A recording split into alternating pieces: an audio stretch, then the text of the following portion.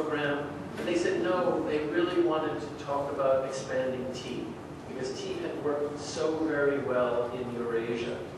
And Mike will talk about this, but I want to say that as senior policy person at the State Department, there was really no way to argue about expansion of T and providing this opportunity for teachers around the world, and also for American teachers to go to other places. It stands up on its own. The quality is excellent. The collaboration of U.S. universities, school districts, teachers here in the United States, and then the wonderful hospitality that is provided and the learning experiences that are provided abroad in your own countries when you receive the Americans is unmatched. It's a very unique opportunity. Jim talked about partnership and the fact that in exchanges like this, there's always mutual benefits. Americans learn as much as they give. I hope you learn as much as you're giving to us. So I want to thank you very much and have a good rest of the program here in Lincoln. Bye-bye.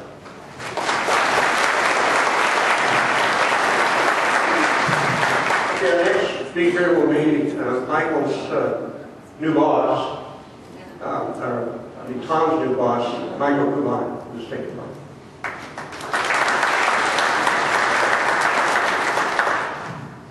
Thank you, Joe. Well, good morning, everyone. It's nice to see all of you here this morning. Welcome on behalf of the U.S. Department of State to the Spring 2010 End of Program Conference for the Teaching Excellence and Achievement Program. Although in reality, it's also I guess a beginning of program conference for the U.S. teachers who are about to travel overseas as a reciprocal portion of this program next year. As you may know, there will be a second cohort of international TE teachers taking part in the program in the U.S. this fall. I guess there'll be about 65, 67 international teachers then, as well as a second cohort of American teachers who will be at a conference like this in the fall, and then also will make reciprocal visits abroad next spring too. So you all are part of a larger, and even larger, Teaching Excellence and Achievement, or TE program. For those of you who don't know me, I'm Michael Kuban of the Teacher Exchange Branch of the U.S. Department of State. I'm here with my colleague Betsy Devlin-Foltz, also of the Teacher Exchange Branch. Our branch is within the Department of State's Bureau of Educational and Cultural Affairs. We, the State Department, receive money each year from the U.S. Congress to administer about 12 different teacher exchange programs, such as the Teaching Excellence and Achievement Program, but also other programs with which you might be familiar, such as the Fulbright Classroom Teacher Exchange Program and the Teachers of Critical Languages Program. The goal of programs such as T is to increase mutual understanding between U.S. citizens and people around the world. By way of background, as Tom mentioned, the T program began in the mid-1990s with Eurasian countries, primarily from the former Soviet Union, to provide additional pedagogical training and practical school internships in U.S. schools for international teachers of English and social studies. And since that time, this has expanded to South Asia, East Asia, Europe, Africa, Latin America, and the Near East.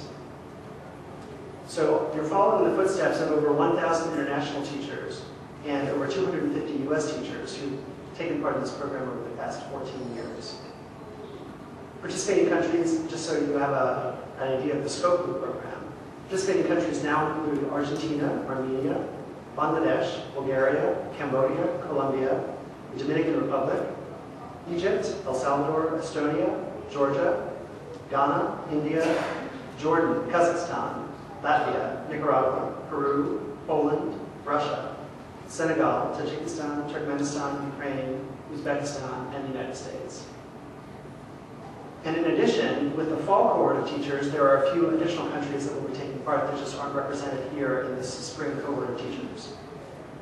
Because of the enormous capacity of T teachers to have a positive influence on young people, you are an important part of State Department exchange programs. Last July, President Obama announced the Race to the Top Education Fund at the U.S. Department of Education and expressed the critically important role teachers play. He said, from the moment a student enters a school, the single most important factor in their success is the person in front of the classroom. Every one of us can point to a teacher who inspired us and in some way shaped the course of our lives. They should be valued and they should be honored. So we at the Department of State are pleased to support the work of teachers in your countries and to honor and recognize you for the work that you all do. I look forward to interacting with you over the next few days at the conference and to hearing about collaboration between U.S. and international teachers as you international teachers prepare to go home to implement what you've learned on the program in your home countries, and as the U.S. teachers prepare for your programs abroad. I wanted to take the opportunity to especially thank my colleagues at the International Research and Exchanges Board, IREX, for all of the work that you all do in administering the TEA program on behalf of the U.S. Department of State. We're also very appreciative of the university representatives who have worked so hard to support the international teachers over the past 6 weeks of their U.S.-based programs. Thank you to the representatives of the University of South Florida, Georgia State University, California State University Chico, and a special thank you to our hosts here at the University of Nebraska-Lincoln.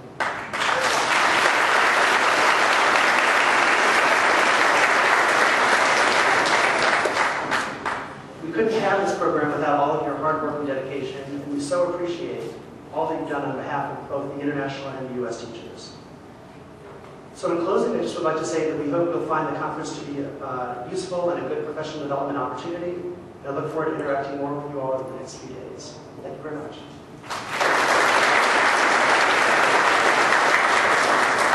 Well, we have a saying in the U.S., you save the best for last. We have a special treat today. We have Angela Smale, who's been teaching in the Lincoln Public Schools for 20 years. Angela's a grandmother. You wouldn't know it by looking at her, talking to her. And she's been a veteran of 4 TEA programs. She teaches middle school, and she's just going to talk a bit about what it's like to be, from the participating teacher's point of view, what it's meant to her and her students at her middle school.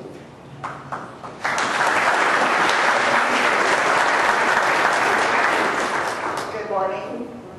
Excuse me, I am catching what Joe had a few months ago, so I'm a little hoarse, but I'm very honored to be here this morning. I was trying to think about what to say to all of you professional people, that would really, talk about really what this program has done for me as a teacher. 20 years may sound like, oh, that's a long time. She must really do this or that. Well, teaching is one of those professions where you are constantly learning. You are constantly trying to be the best that you can be because of the role that we play and the influences and the impact that we make on so many, many young people. I'm very proud to be a teacher. I love to talk about my school and my children, and it is very rewarding at the end of a year to have former students come back and invite me to the graduation program or a celebration. So teaching has been in my blood since I was a young child. I come from a family of 10. I am the 6th child, and there are 4 younger sisters. So I was the second mother, if you would, and I played school with my younger sisters. I'm really old school. I believe in promptness, being prepared, high expectations, and what I have learned from my fellow co-teachers from around the world, they feel the same way too. It's a collaboration that, had I not been invited by Joe to be part of the IREX program, there would be a lot missing. The first experience was, I was a little shy. My participant had all of these awards and honors and degrees, and I thought, how can I teach this person anything new? It's a natural feel, it's a natural thing to want to be a co-teacher. the children